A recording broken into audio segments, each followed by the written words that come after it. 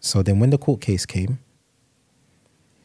this is where that I have to, again, let's mention Gary Nelson. Let's mention these brothers, Jermaine Rowbottom. Let's mention Gloucester. Let's mention Chaos and so forth. Let's thank these brothers for supporting me as well and helping me. So when the incident happened, let's go back to it. I had 109 witnesses. 109 Free witnesses. up Aggie as well, man. Yeah. But yeah, go on. No, definitely. Now, what they basically said was that I've influenced all 109 and the Imam as well. Said you influenced the Imam. Yeah. Now, what they said was, what their strongest argument was that I had airborne blood. So you know the difference between contact blood and airborne. Contact blood, it can be more beatable, because what they basically say is that somebody who committed that crime could have come shake your hand, hug you, and that you could have that on you. But airborne, that means you had to be close to the victim. Person, yeah. But obviously, we were at Jumu'ah, so the person ran around before he collapsed.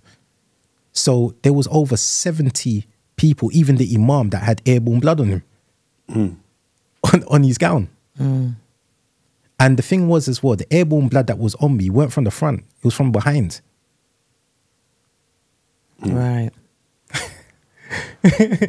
So if I'm the perpetrator, I've come up to him with that. It's supposed to be on my front. That's what you're saying. So it doesn't make any sense. Now, one of the case with the officer as well, he basically said that that he knows me very well. And guess how he described me? He said, Mr. Patterson's an Asian gentleman.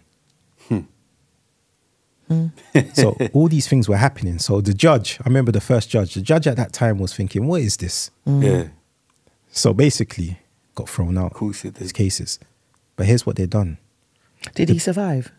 Yeah, he did, yeah. Okay. The prison service and the Crown Prosecution Service, they appealed it. Yeah. Really? They weren't happy with it, getting thrown out. Even like in my case, there was some weird things that was happening. Like the jury had to go out. These guys in suit came, spoke to the judge, and came out. And it's like, well, what's going on? Then the officers said that they moved it. So I had to go to Belmarsh whilst I was standing my trial.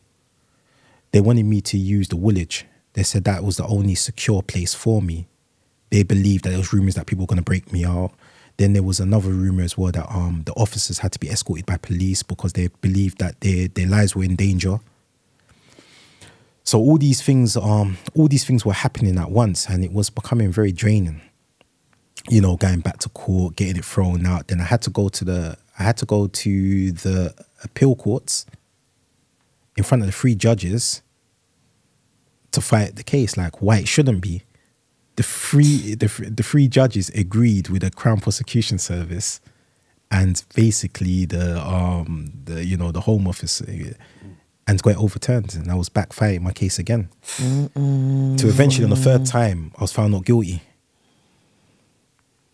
So you actually went to verdict that time? Yeah, it took long. I was found not guilty. I was found not guilty for the throat incident, which was a relief, because you have to understand, they said his throat got cut because I had international links.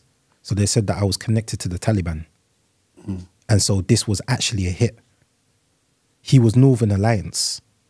Okay, that's the proper racist. Now, what we never knew at the time, which I do know now, is that this person, whoever his family member or some kind of connection, is high up in the political scene up in Afghanistan, which works closely with the government of here. So it made sense now why they were so angry. Am I going mad? Northern Alliance. Why did I think? What is the Northern Alliance? So Northern Alliance are the ones that fight against the Taliban. Yeah. And they're more in support of the government.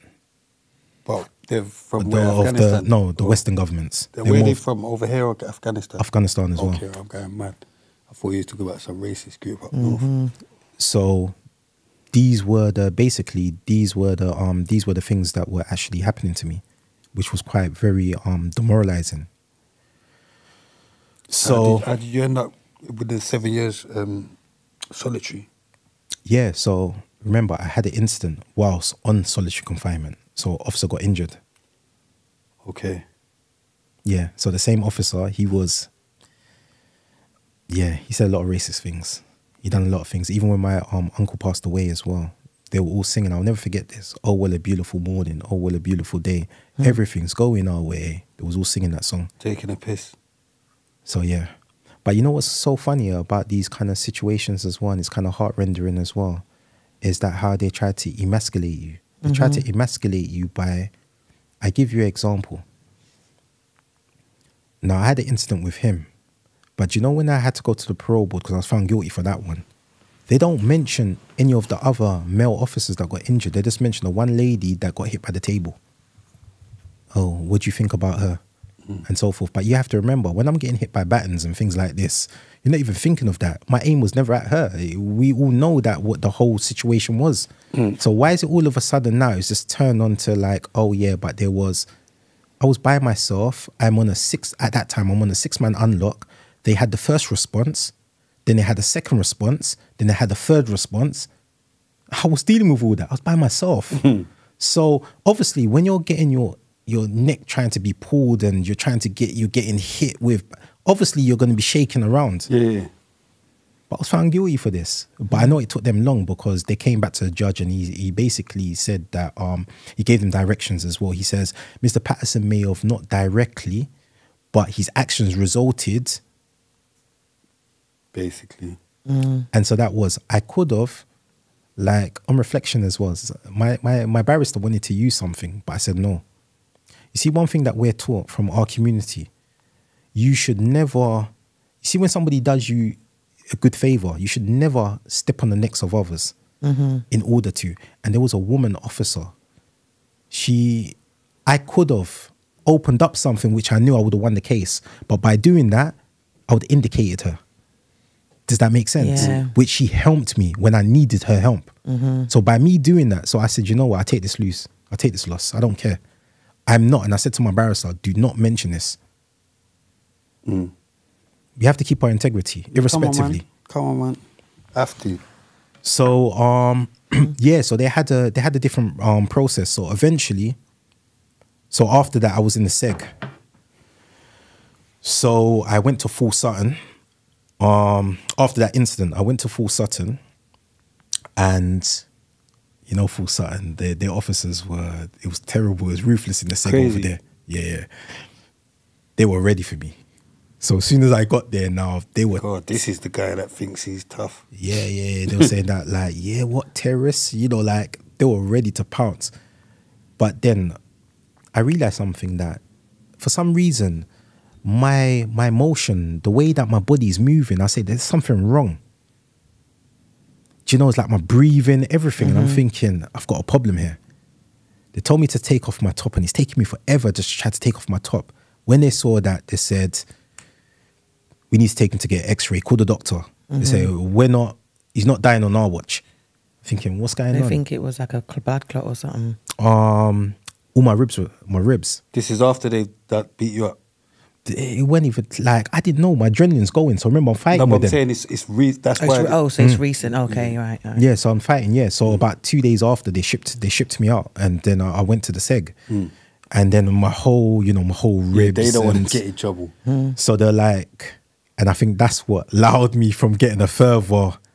But then, all the kind of ill treatment and other things. And then eventually, so I had to go to court, so I went to Belmarsh. Belmarsh, I must admit, at first, that was one of the first things though. There was a governor there. He was actually okay. Like, they were all hesitant. He just came in and he said, listen. He sat down next to me, which was very surprised. That's the first time that somebody actually sat next to me.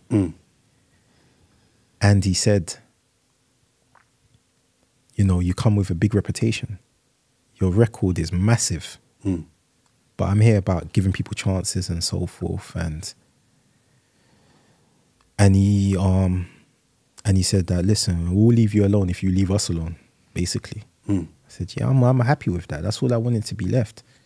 When I went to court, like at first, a lot of officers were still upset because, they're hearing about all this. And when they, after my first day in court, came back, television, I had everything. They said, listen, you've been stitched up.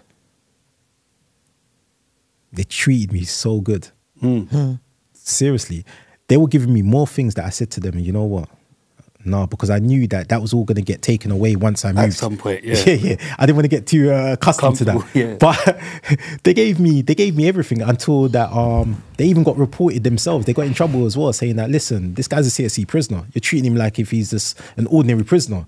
He's not. We want you to keep these kind of procedures. They're saying, well, Mr. Patterson, we'll take him off your hands. You don't need to be on CSE. Yeah. But they were like, nah,